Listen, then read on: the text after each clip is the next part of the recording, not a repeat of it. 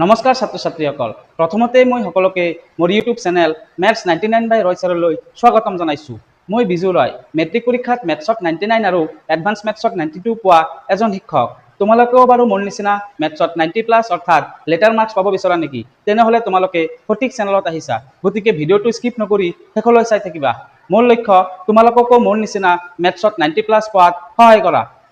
ইতিমধ্যে আমি অনুশীলনী 1.12 সমাপ্ত কৰিছোঁ। তোমালোকে যিসকলে মোৰ অনুশীলনী 1.1ৰ ভিডিঅ'টো চোৱা নাই অতি সোনকালে চাবা। আজি আমি অনুশীলনী 1.2টো আলোচনা কৰিম। চাবা,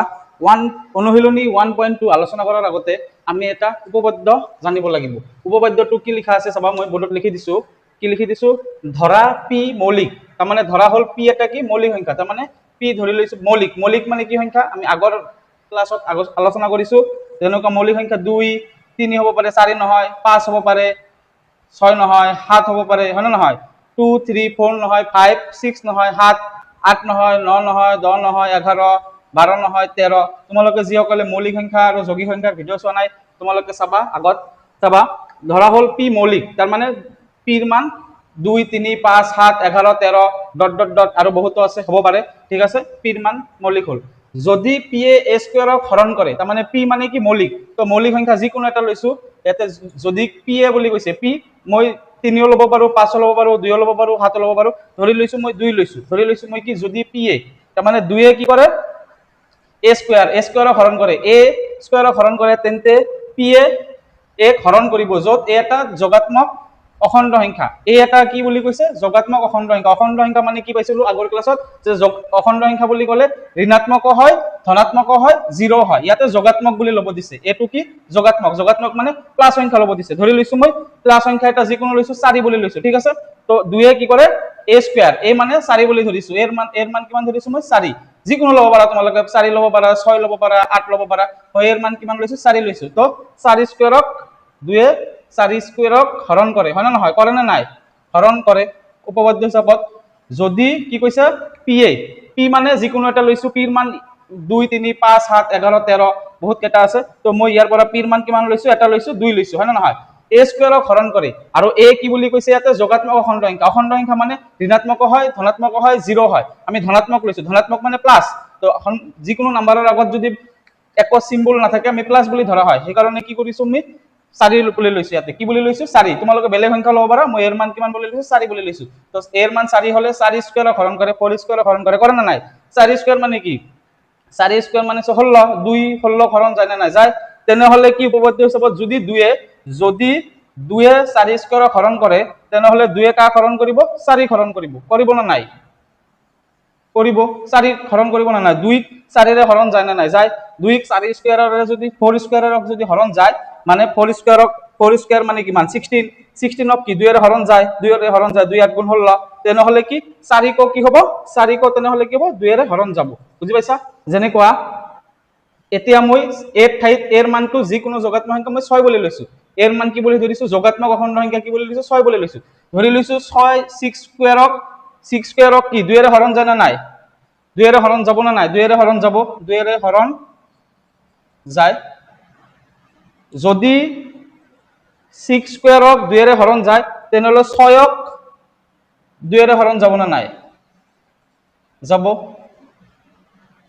যাব নে নাই? যাব। এইটোৱে উপপাদ্য কৈছে। যদি পি এটা মৌলিক সংখ্যা, পি যিকোনো মৌলিক হ'ব পাৰে, পি 2 3 5 7 11 13 যিকোনো হ'ব পাৰে। যদি পি মৌলিক সংখ্যা, যদি পি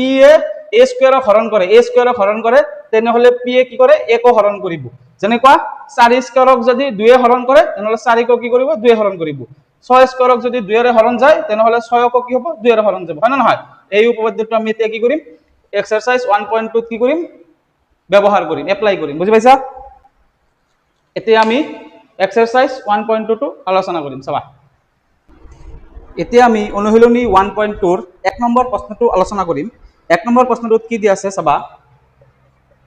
দেখুওৱা যে √5 অপৰিমেয়। এতিয়া আমাক দেখাব দিছে কি? যে √5 অপৰিমেয়। তো অপৰিমেয় সংখ্যা মানে কি আমি আগতে বুজি পাব লাগিব। মই আগৰ ক্লাছত আলোচনা কৰিছোঁ যে পৰিমেয় সংখ্যা কোনবিলাক, অপৰিমেয় সংখ্যা কোনবিলাক। তোমালোকে যিসকলে পৰিমেয় সংখ্যা আৰু অপৰিমেয় সংখ্যাৰ ভিডিঅ' চোৱা নাই, তোমালোকে আগৰ ভিডিঅ' চাই ল'বা, তোমালোকে তাতে পাবা। চাবা, আমাক কি প্ৰমাণ কৰিব দিছে? √5 অপৰিমেয় বুলি প্ৰমাণ কৰিব দিছে। অপৰিমেয় বুলি প্ৰমাণ কৰিব দিছে ঠিক আছে এতিয়া আমি অপৰিমেয় বুলি প্ৰমাণ যে কৰিম প্ৰথমতে আমি কি ধৰি ল'ম যে আমি ধৰি ল'ব লাগিব বিপৰীতভাৱে যে √5 পৰিমেয় বুলি প্ৰথমে ধৰি ল'ম চাবা মই কেনেকৈ কৰিম চাবা তোমালোকে বুজি ল'বা যে প্ৰথমতে আমাক যেহেতু আমাক √5 অপৰিমেয় বুলি প্ৰমাণ কৰিব দিছে আমি প্ৰথমতে ধৰি ল'ম যে √5 পৰিমেয় বুজি পাইছা তো ঠিক আছে এতিয়া আমি ধৰি ল'ম √5 পৰিমেয় চাবা লিখিম মই বিৰুদ্ধভাৱে ধৰা হ'ল বিৰুদ্ধভাৱে ধৰা হ'ল √5 এটা পৰিমেয় সংখ্যা আমি কিন্তু প্ৰমাণ কৰিব লাগে √5 অপৰিমেয় সংখ্যা কিন্তু প্ৰথমতে আমি ধৰি ল'ম বিৰুদ্ধভাৱে ধৰি ল'ম মানে বিপৰীতভাৱে ধৰি ল'ম যে √5 এটা পৰিমেয় বুলি ধৰি ল'ম আমি প্ৰথমতে চাবা মই কেনেকৈ কৰিম চাবা √5 এটা পৰিমেয় সংখ্যা বুলি মই প্ৰথমতে ধৰি লৈছো হ'ল এইখিনি বুজি পাইছা এতিয়া √5 যদি পৰিমেয় সংখ্যা হয় পৰিমেয় সংখ্যা মানে কি আছিল যিবোৰ সংখ্যাক p/q আকৃতিত প্ৰকাশ কৰিব পাৰো য'ত p q দুটা কি সংখ্যা অখণ্ড সংখ্যা আৰু q not equal to কি 0 তোমালোকে আগৰ ভিডিও চাবা পৰিমেয় সংখ্যাৰ বিষয়ে মই শিকাইছিলো তো পৰিমেয় সংখ্যা যেহেতু p/q আকৃতিত প্ৰকাশ কৰিব পাৰো আৰু পৰিমেয় সংখ্যা কি বুলি ধৰিছো মই √5 ধৰিছো তেনেহ'লে লিখিম এতেকে √5 যেহেতু পৰিমেয় সংখ্যা তো মই p/q বুলিও ধৰিব পাৰো a/b বুলিও ধৰিব পাৰো r/s বুলিও ধৰিব পাৰো তোমালোকে যিটো ইচ্ছা লিখিবা মই a/b বুলি ধৰিলো কি বুলি ধৰিলো a/b তাৰ মানে p/q আকৃতিত প্ৰকাশ কৰিব পাৰিছো না নাই মানে p/q বুলি ধৰিব পাৰিবা r/s বুলি ধৰিব পাৰিবা a/a বুলি ধৰিব পাৰিবা ধৰি লৈছো আমি বুজি পাইছা √5 যেহেতু পৰিমেয় সংখ্যা বুলি ধৰি লৈছো আৰু পৰিমেয় সংখ্যাক কি p/q আকৃতিত প্ৰকাশ কৰিব পাৰো গতিকে √5ক কি আমি a/b বুলি লিখিব পাৰো ঠিক আছে p/q আকৃতিত প্ৰকাশ কৰিব পাৰিছো এতিয়া লিখিব লাগিব ব্ৰেকেটত য'ত ab কি আছিল অখণ্ড সংখ্যা আছিল আৰু কি আমি ধৰি ল'ম য'ত ab সহমৌলিক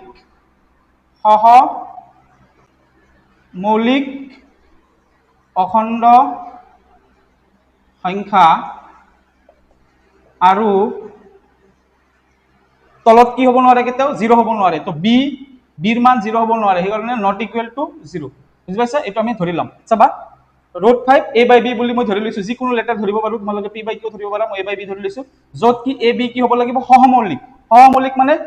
ab ৰ কি সাধাৰণ উৎপাদক কিমান 1 মই আগৰ ভিডিঅ'ত সহমৌলিক মানে শিকাইছো কো-প্ৰাইম নম্বৰ কোনবিলাক মানে সাধাৰণ উৎপাদক কি হ'ব লাগে 1 হ'লে তাক কি বুলি কয়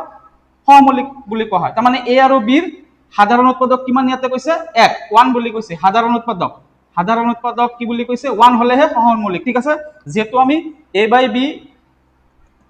√5 সমান সমান a/b লিখিছো য'ত ab সহমৌলিক তাৰ মানে সহমৌলিক মানে a/b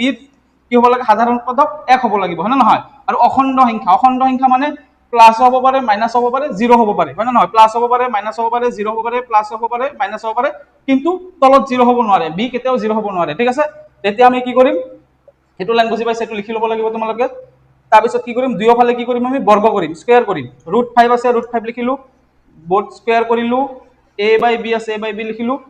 দুয়ো সাইডে কি কৰিলো মই √5 স্কয়াৰ কৰিলো a/b কি কৰিলো স্কয়াৰ কৰিলো বোথ সাইড স্কয়াৰ কৰিলো তাতে স্কয়াৰ কটাকটি কৰিলে আমি আকৌ কি কৰিব পাৰো ওপৰৰ লাইনটো পাব পাৰো সেইকাৰণে দুয়ো সাইডে স্কয়াৰ কৰিব লাগিব মনত ৰাখিবা তো দুয়ো পিনে বৰ্গ কৰি এনেকৈ লিখি দিম দুয়ো পিনে বৰ্গ কৰি দুয়ো পিনে মই বৰ্গ কৰিলো বৰ্গ মানে স্কয়াৰ দুপৰত পাৱাৰ 2 থাকিব লাগে তেতিয়া কি কৰিম চাবা √5 স্কয়াৰক আমি কি ভাঙিব পাৰিম √5 স্কয়াৰ মানে স্কয়াৰ আৰু ৰুটটো কটাকটি গুচি যায় কেনসেল হৈ যায় ৰুট স্কয়াৰ আৰু ৰুট উঠি যায় স্কয়াৰ আৰু ৰুট থাকিলে উঠি যায় যেনেকৈ √2 স্কয়াৰ মানে কিমান 2 √11 স্কয়াৰ মানে কিমান 11 স্কয়াৰ আৰু ৰুটটো উঠি যায় সেইকাৰণে √5 স্কয়াৰ কিমান হ'ব স্কয়াৰ আৰু ৰুট উঠি যাব থাকিব কিমান 5 সমান এটোক আমি কি কৰিব পাৰিম যেহেতু ব্ৰেকেট আছে ব্ৰেকেটটো দিব লাগিব a ৰ স্কয়াৰ হৈ আছে b ৰ স্কয়াৰ হৈ আছে a ৰ স্কয়াৰ হৈ আছে b ৰ স্কয়াৰ হৈ আছে ব্ৰেকেটটো উঠাই দিম মানে এটো a square by b square বুজি পাইছা এইখিনি এতিয়া আমি কি কৰিম ক্ৰছ মাল্টিপ্লিকেশন কেনেকৈ কৰিম চাবা এইটোৰ লগত এইটো পূৰণ হ'ব তলত আমি আগৰ ক্লাছত পাইছিলো তলত যিকোনো সংখ্যাৰ তলত কি থাকে আমি একো নাথাকিলে কি বুলি ধৰা হয় 1 বুলি ধৰা হয় কি বুলি ধৰা হয় 1 বুলি ধৰা হয় তেনেহ'লে এইটোৰ লগত 1 পূৰণ হ'ব আৰু b ৰ লগত এইটো পূৰণ হ'ব তোমালোকে বুজি পাইছা না নাই a/b = c/d যদি থাকে তোমালোকে কি কৰিব লাগে এইটোৰ লগত এইটো পূৰণ কৰিব লাগে এইটোৰ লগত এইটো পূৰণ কৰিব লাগে গতিকে আমি এই ফৰ্মুলাটো এপ্লাই কৰিম চাবা 5 ৰ লগত b পূৰণ কৰিলে কি হ'ব 5b স্কয়াৰ আমি মাজত এটা পূৰণ চিন দিয়া নাই মানে পূৰণ ইয়াত আছে তোমালোকে নাম্বাৰ আৰু লেটাৰৰ মাজত একো চিন নিদিলে কি বুলি ধৰা হয় পূৰণ বুলি ধৰা হয় তাৰ মানে 5 পূৰণ b স্কয়াৰ আৰু 5b স্কয়াৰটো একে হয় বুজি পাইছা এই দুটা কি হয় সমান হয় আমি পূৰণ দিলেও হয় নিদিলেও হয়, দুটা এটা নাম্বাৰ আৰু লেটাৰৰ মাজত কি যেনেকুৱা 2a আৰু 2 পূৰণ a টো কি হয় একে হয় হয় না নহয়, পূৰণ আমি ব্যৱহাৰ কৰিব পাৰো নকৰিব পাৰো, কিন্তু যোগ বিয়োগটো দিবই লাগিব, যোগ থাকিলে দিব লাগিব, বিয়োগ থাকিলেও দিব লাগিব, হৰণ থাকিলেও দিব লাগিব, পূৰণ থাকিলে আমি দিবও পাৰো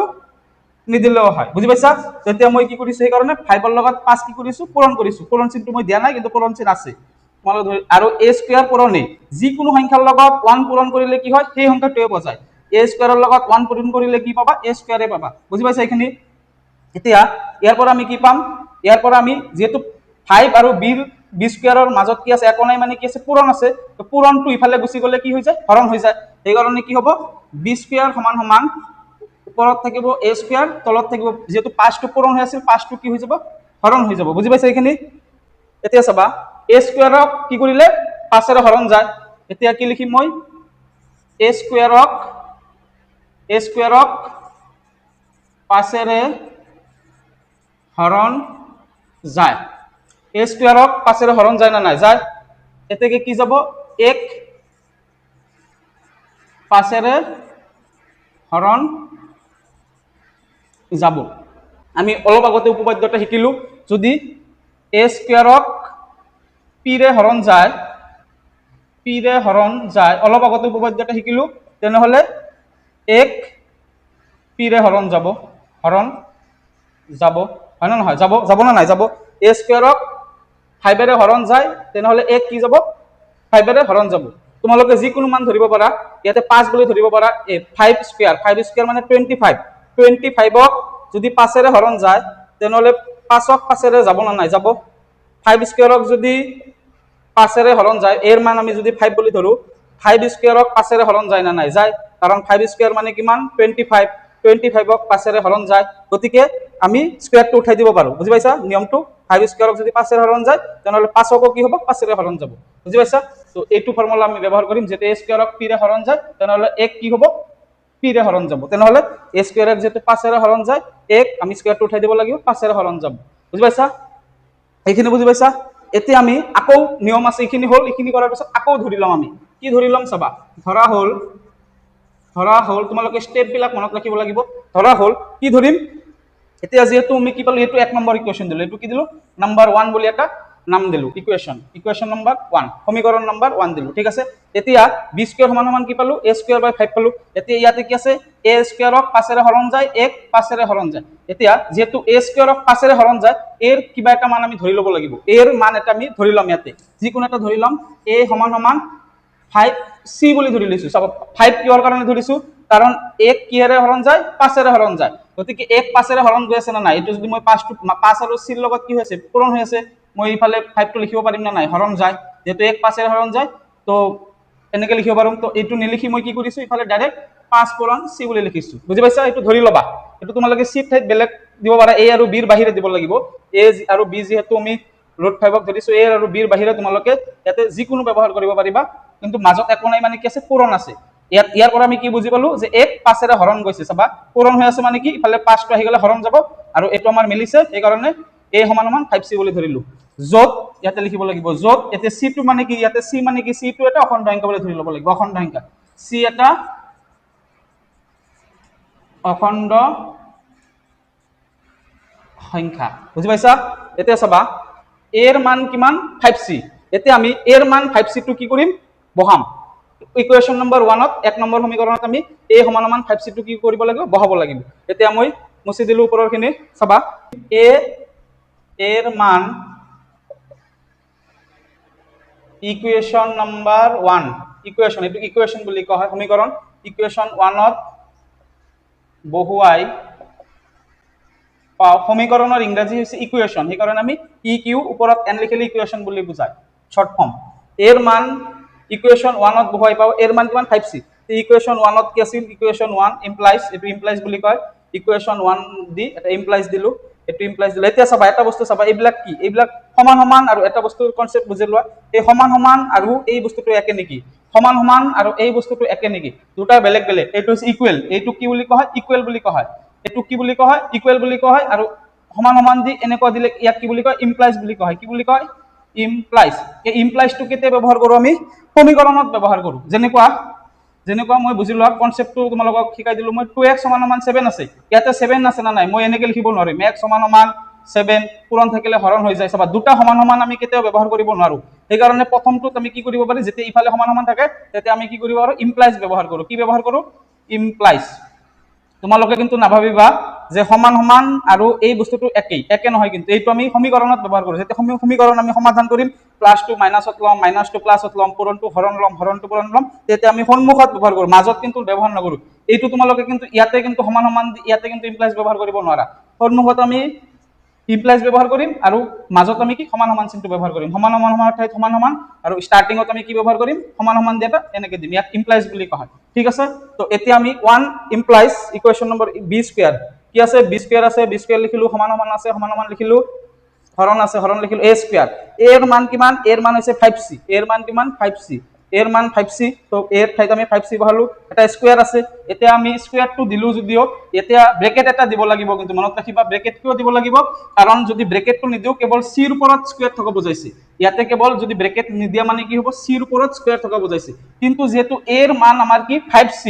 এৰ মান গোটেইখিনি মান কিমান 5c আৰু স্কয়াৰটো কি আছে a স্কয়াৰৰ ওপৰত আছে a এৰ ওপৰত কি আছে স্কয়াৰ আছে গতিকে কি হ'ব 5 ৰ ওপৰত স্কয়াৰ হ'ব c ৰ ওপৰত স্কয়াৰ থকা দিব লাগিব বুজি পাইছা এই কাৰণে ব্ৰেকেটটো তোমালোকে দিবা আৰু তলত কি আছে 5 আছে তাৰ মানে 5c স্কয়াৰ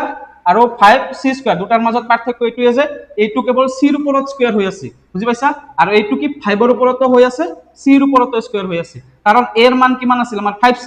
আৰু যদি মই a স্কয়াৰ মানে কি হ'ব তেনেহলে a এৰ গোটেইখিনি মান কিমান 5c গতিকে গোটেইখিনিৰ ওপৰত স্কয়াৰ হ'ব বুজি পাইছা এই কাৰণে ব্ৰেকেটটো দিবা ব্ৰেকেটটো দিবা এতিয়া আমি কি লিখিম b স্কয়াৰ আছে b স্কয়াৰ লিখিলো সমান সমান আছে সমান সমান লিখিলো তলত 5 আছে 5 লিখিলো এতিয়া 5 ৰ ওপৰতো স্কয়াৰ হৈ আছে c ৰ ওপৰতো স্কয়াৰ হৈ আছে 5 স্কয়াৰ মানে কিমান 5 স্কয়াৰ মানে কিমান 5 পূৰণ 5 কেইবাৰ পূৰণ হৈ আছে দুইবাৰ 5 5 পূৰণ 5 সমান সমান 25 এই কাৰণে 5 স্কয়াৰ মানে 25 আৰু c স্কয়াৰ এটো কি বুজাইছে c স্কয়াৰ হৈছে মানে 5 ৰ স্কয়াৰ হৈছে c ৰ স্কয়াৰ হৈছে বুজি পাইছা 5 স্কয়াৰ মানে 25 সেই কাৰণে 25 লিখিলো আৰু c স্কয়াৰ মানে c স্কয়াৰ হল এতিয়া চাবা কি কৰিম এতিয়া আমি আকৌ কি কৰিম কটাকটি কৰিম চাও 25 আছে 5ক 25ক কিমান বাৰ যায় 5 5 গুণ 25 হয় না নহয় এই কাৰণে b স্কয়াৰ সমান সমান কি লিখিম 5c স্কয়াৰ লিখিম কি লিখিম 5c স্কয়াৰ লিখিলো b স্কয়াৰ সমান সমান তলত যেহেতু একো নাই তলত কি কটাকটি গুচি গল তলত একো নাই মানে কি আমি তলত এক লিখিবলে হল নিলিখিলে হল কিন্তু আমি তলত একো নিলিখো আমি একটো তলত নিলিখো ওপৰত যেহেতু 5 আছে 5 ৰ লগত কি হৈছে c পূৰণ হৈ আছে এই কাৰণে 5c স্কয়াৰ বুজি পাইছা এটো এতে কি লিখিব পাৰিম ইয়াৰ পৰা যে ইয়াৰ পৰা এটা লাইন লিখিব পাৰিম না নাই পাৰিম চাবা b স্কয়াৰ 5 টো কি হৈ আছে c স্কয়াৰৰ লগত কি হৈছে পূৰণ হৈ আছে পূৰণ থাকিলে কি হৈছে ইফালে গুছি গলে 5 টো কি হৈ যাব হৰণ হৈ যাব আৰু ইফালেতে কি থাকিব c স্কয়াৰ থাকিব হয় না নহয় থাকিব থাকিব না নাই থাকিব তেতিয়া মই কি কৰিম এইখিনি মুছি দিলো চাবা তাৰ মানে ইয়াৰ পৰা মই কি বুজি পালো যে b স্কয়াৰ 5 এৰে বিভাজ্য b স্কয়াৰক 5 এৰে হৰণ যায় গতিকে কি হ'ব b কো 5 এৰে হৰণ যাব আমি উপপাদ্যটো ব্যৱহাৰ কৰিলো b স্কয়াৰক যদি 5 এৰে হৰণ যায় b কো a স্কয়াৰক যদি 5 এৰে হৰণ যায় এক যেনেকৈ 5 এৰে হৰণ যায় তো b স্কয়াৰক 5 এৰে হৰণ যায় b স্কয়াৰক 5 এৰে হৰণ যায় তেনেহলে b কো উপপাদ্য হিচাপে b কো 5 এৰে হৰণ যাব এটো উপপাদ্য হিচাপে আমি লিখিলে কাৰণ উপপাদ্যটো আমি শিকি লৈছো আগতে এতিয়া চাবা এক 5 এৰে হৰণ যায় b কো 5 এৰে হৰণ যায় তাৰ মানে a কো 5 এৰে হৰণ যায় b কো 5 এৰে হৰণ যায় আমি পালো এটো বস্তুটো পালো তাৰ মানে a সমান সমান 5 এৰ সমান সমান 5 পূৰণ কিবা এটা হ'ব পাৰে না নাই আৰু b সমান সমান 5 পূৰণ কিবা এটা হ'ব পাৰে না নাই পাৰিব কিয় পাৰিব চাবা a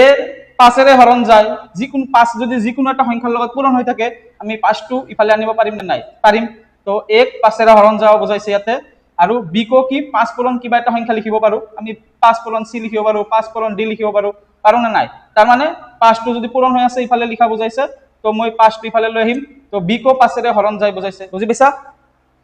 তো এতিয়া আমি কি কৰিম যেহেতু 1 5 এৰে হৰণ যায় b 5 এৰে হৰণ যায় তাৰ মানে এৰ আৰু b ৰ উৎপাদক দুয়োটা কমন আছে 5 কমন আছে মানে আমি এটা সহমৌলিক ধৰি লৈছিলো সহমৌলিক মানে সহমৌলিক কেতিয়া হয় সাধাৰণ উৎপাদক যদি 1 হয় কিন্তু ইয়াতে সাধাৰণ উৎপাদক কিমান আছে আমাৰ 5 ওলাইছে ইয়াৰ আমাৰ এ আৰু বিৰ সাধাৰণ উৎপাদক কিমান ওলাইছে 5 ওলাইছে কাৰণ এক 5 পূৰণ যিকোনো লিখিব পাৰো বি কো 5 পূৰণ যিকোনো লিখিব পাৰো আৰু দুয়োটাৰ পৰা কমন কি ওলাইছে আমাৰ 5 ওলাইছে হয় না নহয় যেহেতু আমি ধৰি লৈছিলো আমি বিৰুদ্ধভাৱে হলেও ধৰি লৈছিলো যে এ আৰু বি সবা ধৰি লৈছিলো কি ধৰি লৈছিলো এ বাই বি এ বাই বি √5 সমান সমান এ বাই বি য'ত লিখিছিলো এ কমা বি সহমৌলিক বুলি ধৰিছিলো সহমৌলিক হবলৈ হলে সাধাৰণ উৎপাদক কিমান হ'ব লাগে 1 হ'ব লাগে কিন্তু আমাৰ সাধাৰণ উৎপাদক কিমান ওলাইছে 5 ওলাইছে হয় না নহয় তাৰ মানে আমি ধৰি লোৱা ধাৰণাটো কি হ'ল ভুল হ'ল আমি যেটো ধৰি লৈছিলো সহমৌলিক বুলি কিন্তু আমি সহমৌলিক ওলোৱা নাই কাৰণ এ আৰু বি সহমৌলিক হ'ব যেতিয়া তাৰ সাধাৰণ উৎপাদক কেৱল 1 হ'ব একৰ বাহিৰে বেলেগ হ'ব নোৱাৰে কিন্তু আমাৰ সাধাৰণ উৎপাদক কিমান ওলাইছে 5 ওলাই গ'ল গতিকে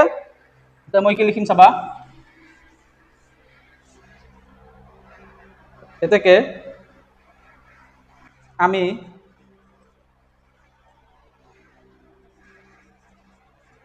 ধৰিছিলো যে এ বি সহমৌলিক বুলি ধৰিছিলো সহমৌলিক মানে কি অৰ্থাৎ এ আৰু বিৰ সাধাৰণ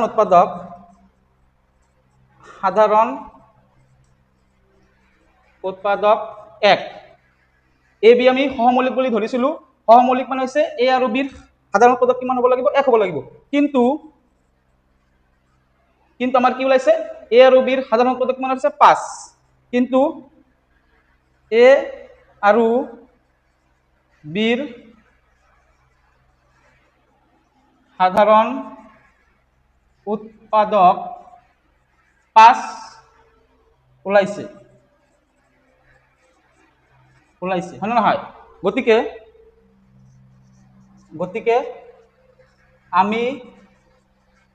ধৰি লোৱা আমি যেটো ধৰিছিলো ধাৰণাটো ভুল আমি ধৰি লোৱা ধাৰণাটো ভুল আমি যেটো ধৰিছিলো ধাৰণাটো কি হল ভুল হল আমি কি বুলি ধৰিছিলো √5 পৰিমেয় বুলি ধৰিছিলো তাৰ মানে √5 কি হল পৰিমেয় নহব তেনেহলে আমাৰ যেটো ধাৰণাটো ভুলে হল তেনেহলে √5 টো কি হ'ব পৰিমেয় নহব গতিকে এতেকে √5 এটা অপৰিমেয় সংখ্যা এইটো বুজি পাইছা এইটো এনেকৈ স্টেপ বাই স্টেপ তোমালোকে অলপ মনত ৰাখিব লাগিব বুজি পাইছা এইটো তোমালোকে অলপ প্ৰেক্টিছ কৰিবা প্ৰেক্টিছ নকৰিলে তোমালোকে পাহৰি যাবা পৰীক্ষাত কোনটোৰ পিছত কি লাইন আছিল মই প্ৰথমৰ পৰা বুজাই দিছো আৰু এটা কৰিম আমি পিছত √5 যেনেকুৱা তোমালোকে √2 পাৰিবা না নাই √2 √3 √7 √11 যিকোনো আহিব পাৰে পৰীক্ষাত এইটো তোমালোকে হোমৱৰ্ক থাকিল তোমালোকৰ উদাহৰণতো আছে চাবা √2 √3 √7 √11 যিকোনো আহিব পাৰে তোমালোকে কেৱল কি কৰিব √5 মই কি শিকাইছো √5 শিকাইছো কেৱল √5 ৰ ঠাইত তোমালোকে কি কৰিবা √2 থাকিলে √2 বহাবা √3 থাকিলে √3 বহাবা √7 থাকিলে √7 বহাবা √11 থাকিলে √11 বহাবা বাকি গোটেইখিনি নিয়ম কি হ'ব একে হ'ব বুজি পাইছা ঠিক আছে আমি এটা আলোচনা কৰিম √2 আমি শিকাই দিম তাৰপিছত তোমালোকে বাকি কেইটা নিজে কৰিবা আৰু মই √5 কৰিছো আৰু √2 এটা কৰি দিম এতিয়া মই √2 এটা কৰি দিম চাবা ইয়াতে মই কি লিখিছো এ আৰু বিৰ সাধাৰণ উৎপাদক 5 ওলাইছে ঠাই আমি পালো বুলি লিখিব পাৰো পালো বুলি লিখি দিব পাৰা 5 কিমান পালো 5 পালো ওলাইছে ঠাইত আমি পালো শব্দটো ব্যৱহাৰ কৰিলে বেছি ষ্টেণ্ডাৰ্ড লাগে এই কাৰণে মই কি লিখি দিম পালো ঠিক আছে ইম্পৰ্টেন্ট প্ৰশ্ন এটা লিখা দেখুৱা যে √2 এটা অপৰিমেয় তো আমাক √5 যেনেকৈ কৰিছো √2 তেনেকৈ কৰিম অপৰিমেয় বুলি আমাক প্ৰমাণ কৰিব লাগে মই অলপ স্পীডত কৰিম চাবা বিৰুদ্ধভাৱে ধৰা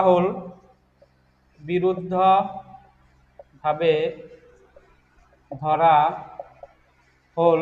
যেহেতু √2 কথা কৈছে √2 এটা অপৰিমেয় কৈছে আমি পৰিমেয় বুলি ধৰি লম আগৰ নিচিনাই একেই √5 আছিল √2 ধৰিলো পৰিমেয় সংখ্যা হল √2 এটা পৰিমেয় সংখ্যা হলে √2 সমান সমান কি হ'ব a বাই b ব্ৰেকেটত লিখিব লাগিব য'ত a, b সহমৌলিক অখণ্ড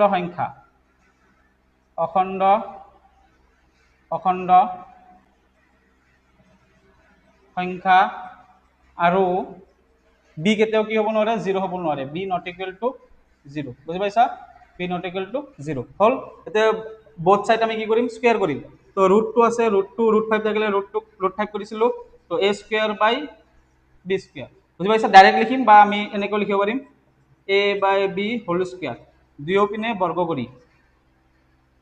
দুয়ো পিনে বৰ্গ কৰি দুয়ো পিনে কি কৰিলো আমি স্কোয়াৰ কৰিলো বৰ্গ কৰিলো গতিকে স্কোয়াৰ আৰু ৰুট উঠি যাব স্কোয়াৰ আৰু ৰুট উঠি যাব থাকিব 2 আৰু ইফালে থাকিব a square by B square এতিয়া ক্রস মাল্টিপ্লিকেশন হ'ব তলত 1 আছে 2 লগত বি স্কোয়ার পূরণ কৰিলে 2b স্কোয়াৰ সমান সমান যিকোনো সংখ্যাৰ লগত a পূৰণ 1 পূৰণ কৰিলে সেই সংখ্যাটোৱে পোৱা যায় তাৰ মানে কি বুজি পালো যে বি স্কোয়াৰ সমান সমান a স্কোয়াৰ যেহেতু 2 আৰু বি স্কোয়াৰ পূৰণ হৈ আছে ইফালে গুচি গ'লে হৰণ হৈ যাব তাৰ মানে কি বুজি পালো এতেকে a স্কোয়াৰক 2 এৰে হৰণ যায় আমি কেৱল 5 ঠাইত এবাৰ 2 ব্যৱহাৰ কৰি আছো যায় a স্কোয়াৰক 2 এৰে হৰণ যায় গতিকে কি হ'ব 1 2 এৰে হৰণ যাব আমাৰ উপপাদ্য হিচাপে যাব তাৰপিছত আমি আকৌ ধৰি লম ধৰা হল এটো স্টেপ বাই স্টেপ বিলাক মনত ৰাখিবা ধৰা হল এটো আমি ইকুয়েশন নম্বৰ কি দিম 1 দিম এতিয়া আমি কি কৰিম এৰ যিকোনো একটা মান ধৰি লম a সমান সমান এবাৰ 5c ধৰিম না 2c ধৰিম এবাৰ যেহেতু ৰুট 2 ৰ কথা কৈছে 2 ওলাইছে আমাক 2 এৰে হৰণ যায় এবাৰ 2 ধৰিম a সমান সমান 2 ৰুট 5 বুলি ক'লে 5 ধৰিবা ৰুট 7 বুলি ক'লে 7c ধৰিবা ৰুট 11 বুলি কৰিলে a সমান সমান 11c ধৰিবা মই এবাৰ যেহেতু ৰুট 2 ৰ কথা কৈছে তো 2c বুলি ধৰিম 2c লিখিব লাগিব c টো কি যত c এটা অখণ্ড সংখ্যা c এটা অখণ্ড সংখ্যা বুঝি পাইছা এতেকে কি লিখিম যে a সমান সমান 2c এর মান ইকুয়েশন 1 ত বহুৱাই পাও কি পাও চাবা 1 ইকুয়েশন 1 ত কি আছে b স্কয়ার আছে প্ৰথমতে b স্কয়াৰ লিখিলো সমান সমান a স্কয়াৰ এৰ মান কিমান 2c তাৰ মানে 2c ব্ৰ্যাকেট এটা দিব লাগে স্কয়াৰ আৰু এটো 2 আছে এতিয়া কি কৰিম b স্কয়ার সমান সমান 2 স্কয়ার মানে 4 2 স্কয়ার মানে 4 c square 4c square divided by 2 এতেকে 2 আৰু 4 কটাকটি কৰিলে ওপৰত থাকিব 2 তো b স্কয়াৰ সমান সমান কি পালো 2c স্কয়াৰ ইয়াৰ পৰা আমি কি পাম যে b স্কয়ার ডিভাইডেড বাই 2 সমান সমান c স্কয়ার পূরণ হৈ আছে ইফালে আহিল হৰণ হৈ গল এতিয়া উপপাদ্যটো আমি ব্যৱহাৰ কৰিম b স্কয়াৰক কি হল b স্কয়াৰক 2 এৰে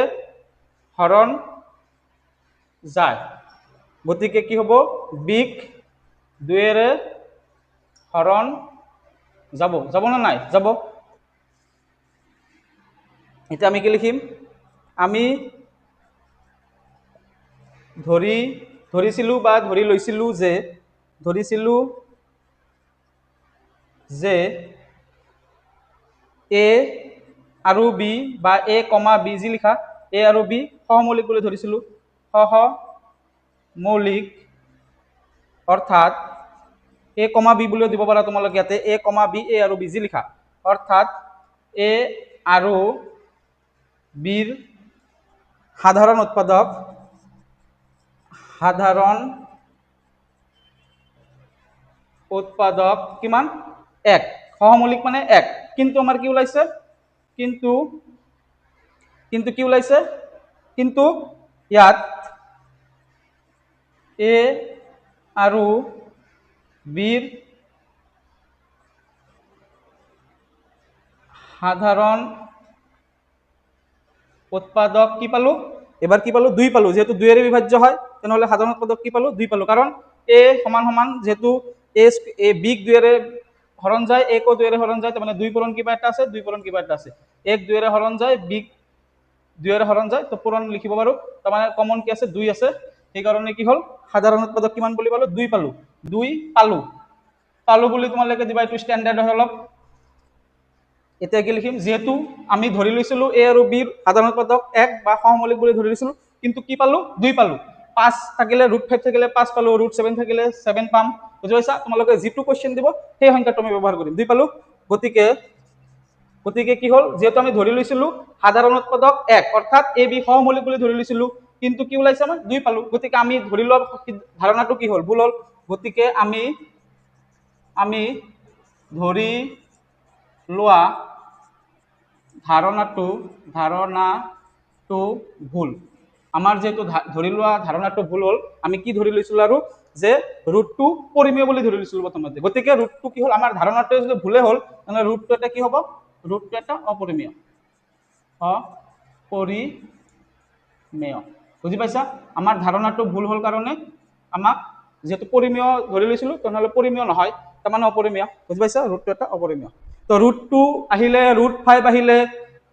root 2, root 5, root 7, root 11, root 13, যিকোনো আহিব পাৰে। তোমালোকে কেৱল কি কৰিবা, চেম যিটো নাম্বাৰ দিব সেই নাম্বাৰটো বহুৱাই তোমালোকে বুজি বুজি কৰি দিবা। বুজি পাইছা? তোমালোকে কেলকুলেশ্যনটো নিজে কৰিবা, হৈ যাব। তোমালোকে মুখস্থ নকৰিবা, মুখস্থ কৰিলে কিন্তু ৰুট 2 ঠাইত তোমালোকে 5 বহাই দিবা,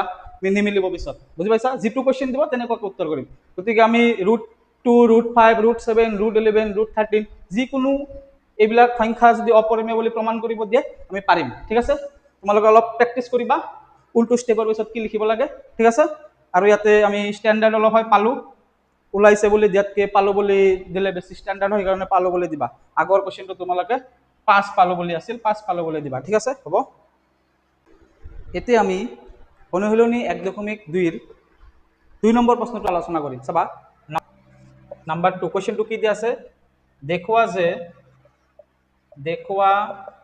যে 3 + 2 ৰুট 5 অপৰিমেয়। অপৰিমেয়, তাৰমানে আমাক 3 + ৰুট 5টো কি কৰিব দিছে, অপৰিমেয় সংখ্যা বুলি প্ৰমাণ কৰিব দিছে। ঠিক আছে? এতিয়া আমি প্ৰমাণ কৰিম। সলিউশ্যন, সমাধান কি কৰিম চাবা, আমি বিৰুদ্ধভাৱে আকৌ ধৰি ল'ম 3 + ৰুট 5টো কি হয়, পৰিমেয় বুলি ধৰি ল'ম। আগৰ নিচিনাকৈ বিৰুদ্ধভাৱে ধৰা হ'ল, আগৰ নিচিনাকৈ বিৰুদ্ধভাৱে ধৰা হ'ল। কি ধৰা হ'ল, এবাৰ কি দি আছে, 3 + 2 ৰুট 5 এটা পৰিমেয় সংখ্যা বুলি ধৰি লৈছোঁ। পৰিমেয় সংখ্যা বুলি আমি কি কৰি লৈছোঁ, ধৰি লৈছোঁ। যিহেতু এই সংখ্যাটো কি পৰিমেয়, পৰিমেয় মানে কি p/q আকৃতিত প্ৰকাশ কৰিব পাৰি। গতিকে 3 + 2 ৰুট 5 সমান p/q মানে আমি a/b বুলি ধৰিলোঁ। আগৰ নিচিনাকৈ য'ত ইয়াতে লিখিম, য'ত a, b সহমৌলিক। সহমৌলিক মানে সাধাৰণ পদত কিমান হ'ব লাগে, 1 হ'ব লাগে। আমি এইটো লিখিব ল'ব লাগিব, সহমৌলিক অখণ্ড সংখ্যা। অখণ্ড সংখ্যা, কাৰণ পৰিমেয় সংখ্যাৰ ডেফিনেশ্যনটো হৈছে যিবোৰ সংখ্যাক p/q আকৃতিত প্ৰকাশ কৰিব পাৰি, অৰ্থাৎ a/b আকৃতিত প্ৰকাশ কৰিব পাৰি, য'ত ab অখণ্ড সংখ্যা আৰু তলত কি হ'ব নোৱাৰে, 0 হ'ব নোৱাৰে, b not equal to 0। বুজি পাইছা? এতিয়া 3 + 2 ৰুট 5 a/b বুলি যেহেতু পৰিমেয় বুলি ধৰি লৈছোঁ, পৰিমেয় সংখ্যাক আমি আকৌ p/q আকৃতিত প্ৰকাশ কৰিব পাৰি। তো p/q ঠাইত আমি কি লিখিছোঁ, a/b বুলি লিখিছোঁ, য'ত ab কি সহমৌলিক অখণ্ড সংখ্যা আৰু তলত কি হ'ব নোৱাৰে, 0 হ'ব নোৱাৰে। বুজি পাইছা? সেইকাৰণে b not equal to 0। a কিন্তু 0 হ'ব পাৰে, b 0 হ'ব নোৱাৰে। ঠিক আছে? এতিয়া আমি ইয়াৰ পৰা এই ৰুট 5, ইয়াতে ৰুট 5 থাকিলে ৰুট 5ৰ মানটো ওলাম, ৰুট 2 থাকিলে ৰুট 2 ওলাম, ৰুট 2 3 থাকিলে ৰুট 3 ওলাম। আমি ৰুটৰ ভেলুটো ওলাম। চাবা, ৰুটৰ ভেলুটো ওলাব লাগিলে আমাৰ প্ৰথমতে কি কৰিব লাগিব, তাৰমানে এই বস্তুটো যদি আমি ওলাব যাওঁ, এই বস্তুটো ওলাব গ'লে আমি কি কৰিব লাগিব, এই বস্তুটোক ইফালে ল'ব লাগিব আৰু এই সংখ্যাটোক আমি ইফালে ল'ব লাগিব, হয় নে নহয়? এই দুটা সংখ্যাক যদি আমি ইফালে লৈ যাওঁ, বাওঁফালৰ পৰা সোঁফালে লৈ যাওঁ, তেনেহ'লে আমি ৰুট 5ৰ মানটো পাই যাম। তো প্ৰথমতে কি কৰিম, আমি ইয়াতে 2ৰ লগত ৰুট 5 কি হৈ আছে, পূৰণ হৈ আছে। একো নাই মানে কি হৈ আছে, একো নাই মানে কি হৈ আছে, পূৰণ হৈ আছে। এতিয়া কোৱাচোন, প্ৰথমতে আমি কোনটো ল'ম, 2ৰ লগত ৰুট 5 পূৰণ আছে, 2টো হৰণ হ'ব নে প্ৰথমতে 3টো সন্মুখত একো নাই মানে কি হৈ আছে, প্লাছ আছে, প্লাছটো মাইনাছ হ'ব। প্ৰথমতে আমি কি কৰিব লাগে, পূৰণটো লাষ্টত লওঁ, পূৰণটো আমি হৰণ হিচাপে লাষ্টত লওঁ। প্ৰথমতে বেলেগ যদি সংখ্যা থাকে সেই সংখ্যাটো আগতে ল'ব লাগে। তো প্ৰথমতে সেইকাৰণে 3টোক আমি ইফালে লৈ যাম, পূৰণটো আমি লাষ্টত লওঁ। চাবা, পূৰণটো হৰণ হিচাপে লাষ্টত যায়, আৰু কিবা যদি সংখ্যা লগত যদি থাকে সেই সংখ্যাটো আগতে লৈ যাব লাগে। প্লাছ থাকিলে প্লাছটো মাইনাছ হৈ যায়, মাইনাছ থাকিলে প্লাছ হৈ যায়, সেই সংখ্যাটো আগত লাগে, আৰু 2টো আমি পিছত ল'ম। চাবা, মই কৰিম, তোমালোকে চাবা। যেহেতু এই সংখ্যাটো আগত ল'ম, তেনেহ'লে কি থাকিব, 2 ৰুট 5টো থাকিব ইয়াতে। 2 ৰুট 5 সমান ইয়াতে ইফালে কি আছে, a/b আছে, a/b লিখিছোঁ। চাবা, যিহেতু 2 ৰুট 5 সমান a/b, ইয়াতে 3টো কি হৈ যাব, ইফালে গুচি গ'লে বাওঁফালৰ প্লাছটো কি হৈ যায়, মাইনাছ হৈ যায়। এতিয়া প্লাছটো কোৱাচোন, সন্মুখৰ প্লাছ নে এইটো প্লাছৰ কাৰণে মাইনাছ হ'ব? চাবা, 3ৰ আগত কি আছে সেইটো চাম আমি। একো নাই মানে কি আছে, প্লাছ আছে, একো নাই মানে কি আছে, প্লাছ আছে। প্লাছটো ইফালে গুচি গ'লে কি হৈ যায়, মাইনাছ হৈ যায়। তো এইখানে ইফালে কি হ'ব, -3 হৈ যাব। বুজি পাইছা? এই 3টো আমি কি হ'ল, -3 হৈ গ'ল। তো ইয়াতে এটা কি থাকিব লাগিছিল, প্লাছ থাকিব লাগিছিল। যিহেতু 3 + 2 ইফালে গুচি গ'ল, মাইনাছ হৈ গ'ল, তো ইয়াতে যে 3 টো গুচি গ'ল থাকিব লাগিছিল কি +2√5 তো আমি যেহেতু +2 নিলিখো সেইকাৰণে ডাইৰেক্ট 2√5 বুলি লিখিম তো 2√5 সমান সমান a/b ক্লাছৰ কাৰণে মাইনাছ হ'ল 3 টো গুচি গ'ল ঠিক আছে এতিয়া কি লিখিম 2√5 সমান সমান এইটোক আমি ভাঙিব পাৰিম নে নাই চাবাচোন এনেকুৱা সংখ্যাক আমি কি কৰিব লাগিব b তলত a/b -3 আছে তো কি কৰিব লাগিব তলত b লিখিব লাগিব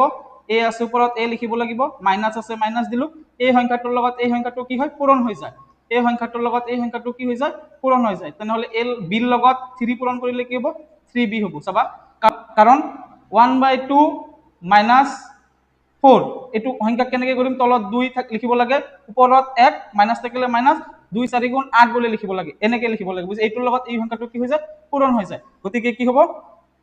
তলত b হল a থাকিলে মাইনাছ মাইনাছ b ৰ লগত 3 কি হৈ যাব লাগে পূৰণ হৈ যায় তো 3 ৰ লগত b পূৰণ কৰিলে কি 3b হল এইখিনি হল এতিয়া আমি কি ওলাব লাগে √5 মান যেটো ওলাব লাগে আৰু 2 টো কি হৈছে পূৰণ হৈ আছে গতিকে পূৰণটো কি হৈ যাব হৰণ হৈ যাব তো এইফালে কি থাকিল তেনেহলে √5 থাকিল আৰু ওপৰত কি থাকিল a - 3b থাকিল আৰু তলত যেটো 2 টো পূৰণ হৈ আছে পূৰণটো ইফালে গুচি যাব হৰণ হৈ যাব আৰু ইয়াতে b থাকি যাব বুজি পাইছা 2 পূৰণ b তাৰ মানে 2 পূৰণ b আছে পূৰণটো আমি নিলিখিলে হ'ল তো √5 আমাৰ যেটো সংখ্যা যেটো ৰুট দিয়া থাকিব সেই সংখ্যাটোৰ মানটো আমি পালো ঠিক আছে এতিয়া চাবাচোন তোমালোকে ইয়াতে আমি কি ধৰি লৈছিলো a আৰু b কি ধৰি লৈছিলো অখণ্ড সংখ্যা বুলি ধৰি লৈছিলো নাই a আৰু b অখণ্ড সংখ্যা কেতিয়া হয় যেতিয়া পৰিমেয় সংখ্যা যেতিয়া যিবোৰ সংখ্যাক a/b বুলি ধৰিলো মই যিবোৰ সংখ্যাক a/b আকৃতিত প্ৰকাশ কৰিব পাৰি য'ত ab অখণ্ড সংখ্যা আৰু b ≠ 0 তাক কি বুলি কোৱা হয় পৰিমেয় সংখ্যা বুলি কয় এইটো আমাৰ পৰিমেয় সংখ্যাৰ ডেফিনেশ্যন এতেকে ইয়াতে কি a আৰু b কি অখণ্ড সংখ্যা যেহেতু a আৰু b অখণ্ড সংখ্যা ইয়াতে অখণ্ড সংখ্যা আছে a b ইয়াতে অখণ্ড সংখ্যা আছে b অখণ্ড সংখ্যা a অখণ্ড সংখ্যা b অখণ্ড সংখ্যা অখণ্ড সংখ্যাক অখণ্ড সংখ্যাৰে হৰণ কৰিলে কি পাম এটা পৰিমেয় সংখ্যা পাম নে নাই কাৰণ এইটো অখণ্ড সংখ্যা এইটো অখণ্ড সংখ্যা যদি অখণ্ড সংখ্যাক যদি অখণ্ড সংখ্যাৰে হৰণ কৰো আমি কি পাম এটা পৰিমেয় সংখ্যা পাম যিকোনো পৰিমেয় সংখ্যা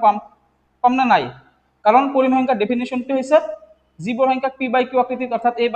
এইটো অখণ্ড সংখ্যা হ'ব লাগিব ইয়াতো অখণ্ড সংখ্যা হ'ব লাগিব a b যেটো অখণ্ড গতিকে অখণ্ড সংখ্যাক অখণ্ড সংখ্যা হৰণ কৰিছো গতিকে a - 3b/2b এটা কি পালো আমি পৰিমেয় সংখ্যা বুলি পালো বুজি পাইছা অখণ্ড সংখ্যা থাকিলে কি হয় সেই সংখ্যাটো কি হয় পৰিমেয় হয় যেহেতু অখণ্ড সংখ্যা ইয়াতে আছে এই সংখ্যাটো কি হ'ব পৰিমেয় হ'ব বুজি পাইছা যেহেতু a b অখণ্ড সংখ্যা গতিকে a - 3b/2b এইটো p/q আকৃতিত আছে না নাই p/q আকৃতিৰ ওপৰত কিবা এটা আছে তলত কিবা এটা আছে p/q আকৃতিত থকা মানে কি এইটো পৰিমেয় সংখ্যা হয় তো a - 3b/2b এটা কি হয় পৰিমেয় সংখ্যা হয় পৰিমেয়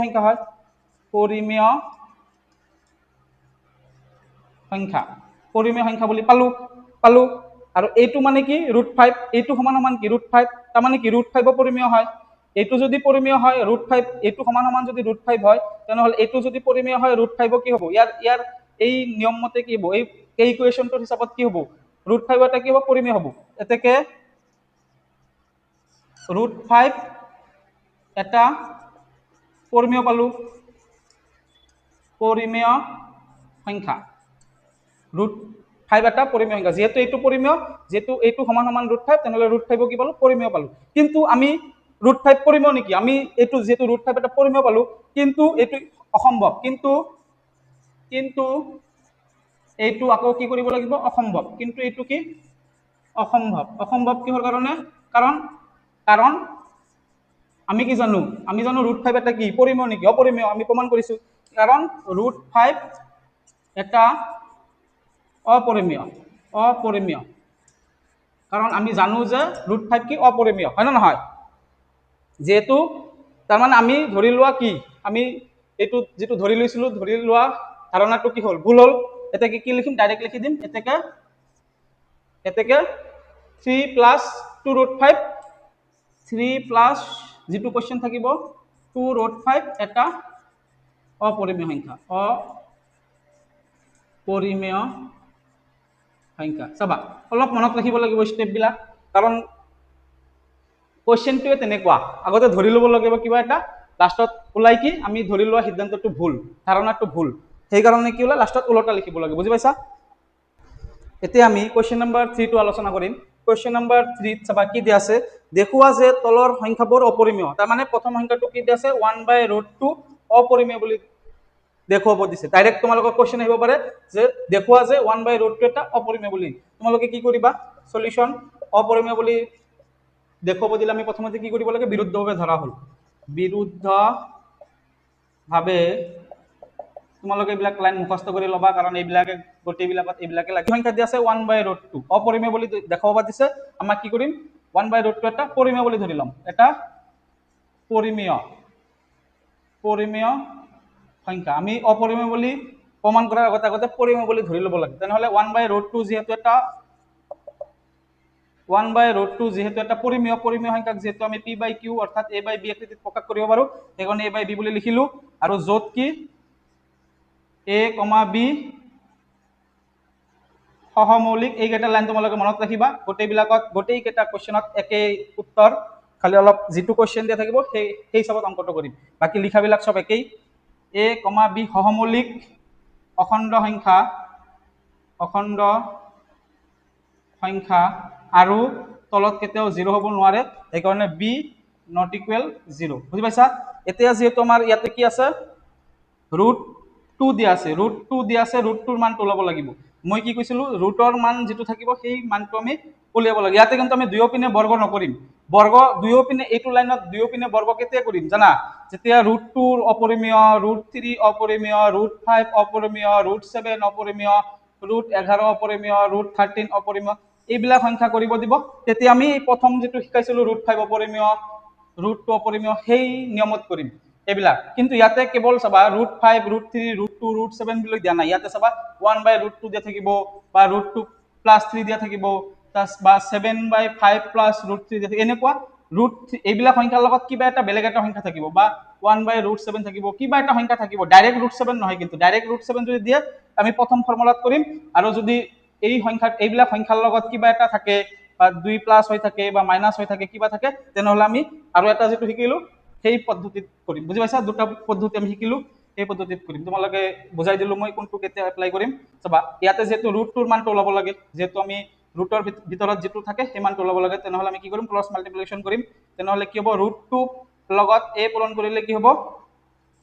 √2 পূৰণ a সমান a ৰ লগত b পূৰণ কৰিলে b হ'ব, কাৰণ যিকোনো সংখ্যাৰ লগত 1 পূৰণ কৰিলে সেই সংখ্যাটোৱে পোৱা যায়। যিহেতু আমাৰ √2 ওলাব লাগে, তো √2 সমান কি হ'ব, ওপৰত হ'ব b, যিটো পূৰণ হৈ আছে, পূৰণটো ইফালে গুচি আহিলে কি হয়, হৰণ হৈ যায়। ঠিক আছে, এতিয়া কি a আৰু b কি, যিহেতু আমি ধৰি লৈছিলো a, b কি অখণ্ড সংখ্যা, গতিকে এইটো কি পৰিমেয় হ'ব না নাই,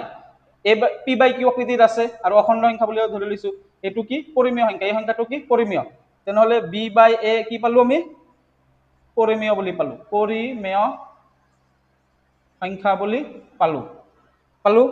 b/a যদি পৰিমেয় হয়, তেনেহ'লে √2 কি হ'ব, পৰিমেয় হ'ব, কাৰণ এই দুটা সমান বুলি কৈছে ইকুৱেশ্যনত। তেনেহ'লে এইটো যদি পৰিমেয় হয়, এইটো পৰিমেয় হ'ব। এতেকে √2 কি হ'ল, পৰিমেয়। √2 কি হ'ল, পৰিমেয় সংখ্যা। কিন্তু এইটো অসম্ভৱ, কিন্তু আকৌ লিখিব লাগিব, কিন্তু এইটো অসম্ভৱ, কিন্তু এইটো অসম্ভৱ, কাৰণ আমি আগতেই জানো যে √2 এটা কি অপৰিমেয়। √2 পৰিমেয় নেকি, অপৰিমেয়, কাৰণ আমি প্ৰথমতে প্ৰমাণ কৰিছো, আমি ধৰিহে লৈছিলো পৰিমেয় বুলি, কিন্তু আমি জানো যে √2 কি অপৰিমেয়, √2 অপৰিমেয় হ'ল। যিহেতু √2 অপৰিমেয় বুলি জানো আমি, এইটো অসম্ভৱ, গতিকে যিটো কুৱেশ্যন থাকিব সেই কুৱেশ্যনৰ পৰা লিখি দিম। 1/√2 আছে, এতিয়া 1/√2 এটা অপৰিমেয় সংখ্যা। তোমালোকে দুটা পদ্ধতি পাইছা, লিখাৰ পদ্ধতি দুটা পাইছা। এটা পদ্ধতি আছিল √2, √3, √7, √5, √11, যিটো মই √5 আৰু √2 যিটো সলভ কৰিছো সেইটো লিখাৰ পদ্ধতিটো অলপ বেলেগ। এইকেইটা থাকিলে, এইবিলাক সংখ্যা থাকিলে সেইটো পদ্ধতিত, এইটো মেথড 1 আছিল, মেথড 1 সেইটো পদ্ধতিৰ হিচাপত লিখিবা। আৰু যদি √2 + 1, 1/√2 √7 + 3 √7 - 3 √7 বাই কিবা এটা 1/√7 এইবিলাক সংখ্যা যদি থাকে মানে ৰুটৰ লগত যদি কিবা এটা সংখ্যা লাগি থাকে কিবা সংখ্যা বেলেগ সংখ্যা থাকে তেনেহ'লে তোমালোকে এইটো মেথডত কৰিবা এইটো মেথডৰ নাম লিখি দিবা মেথড 2 তাৰমানে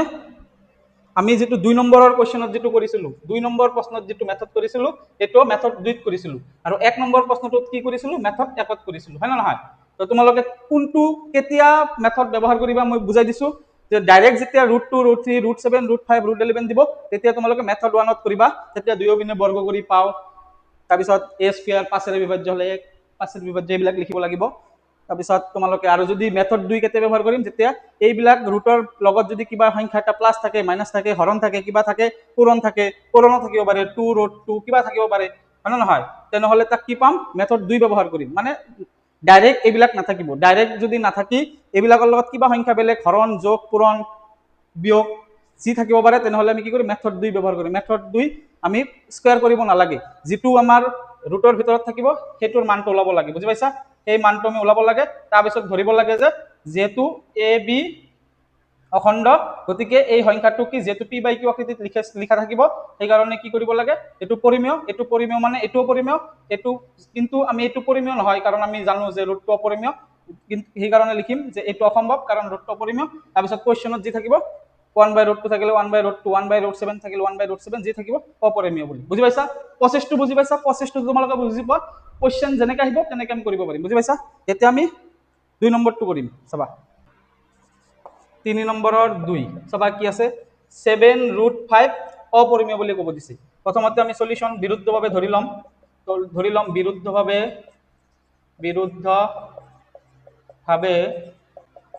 ধৰা হল যেটো কোৱেশ্চনত দিব সেই সংখ্যাটো লিখিম 7√5 এটা পৰিমেয় সংখ্যা এটা পৰিমেয় বুলি প্ৰথমতে আমি ধৰি লম পৰিমেয় সংখ্যা লিখাবিলাক তোমালোকে বুজি পাইছা কেনেকৈ লিখিব লাগে মেথড দুটা আছিল এটো কোৱাচোন কোনটো মেথডত কৰিব মেথড 1 ত কৰিব না মেথড 2 ত কৰিব যেহেতু √5 ডাইৰেক্ট দিয়া নাই √5 ৰ লগত √5 যদি ডাইৰেক্ট দিলেহেঁতেন আমি মেথড 1 টো ব্যৱহাৰ কৰিম দুয়োপিনে বৰ্গ কৰি পাও তাৰপিছত a স্কয়াৰ যদি 5 ৰে বিভাজ্য হয় 1 5 ৰে বিভাজ্য তাৰপিছত আমি ইকুৱেশন 1 ত বহাই কৰিম তেনেকুৱা আছিল এটো মেথড 1 কিন্তু যেহেতু √5 ডাইৰেক্ট দিয়া নাই √5 ৰ লগত কিবা এটা সংখ্যা আছে কি আছে 7 আছে 7 যোগ থাকিব পাৰে পূৰণ থাকিব পাৰে হৰণ থাকিব পাৰে কিবা সংখ্যা যদি বা 1/√5 থাকিব পাৰে তেনেকুৱা সংখ্যা থাকিলে কি কৰিম আমি মেথড 2 ব্যৱহাৰ কৰিম চাবা মেথড 2 টো মই 2 নম্বৰটোত কৰিলো 3 নম্বৰটোত কৰিলো এতিয়া 3 নম্বৰৰ একতো কৰিলো এতিয়া 3 নম্বৰ 2 টো এপ্লাই কৰিম কাৰণ √5 ৰ লগত কিবা এটা সংখ্যা পূৰণ হৈ আছে হয় না নহয় এতেকে যেহেতু পৰিমেয় গতিকে এতেকে 7√5 সমান a বাই b যেহেতু পৰিমেয় যত কি a, b সহ মৌলিক অখণ্ড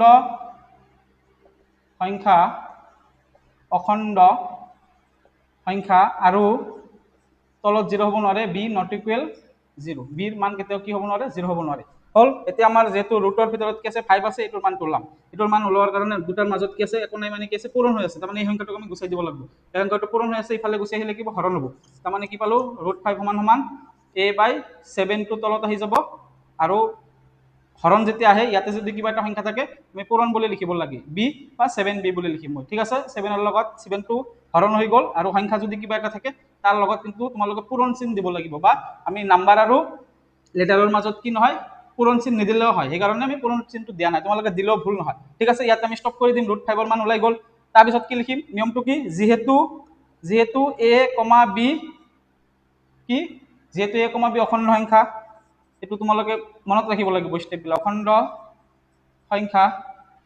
গতিকে যেহেতু a, b অখণ্ড সংখ্যা a, b অখণ্ড সংখ্যা আৰু এটো কি p বাই q আকৃতিত আছে তাৰমানে এই সংখ্যাটো কি পৰিমেয় a/7b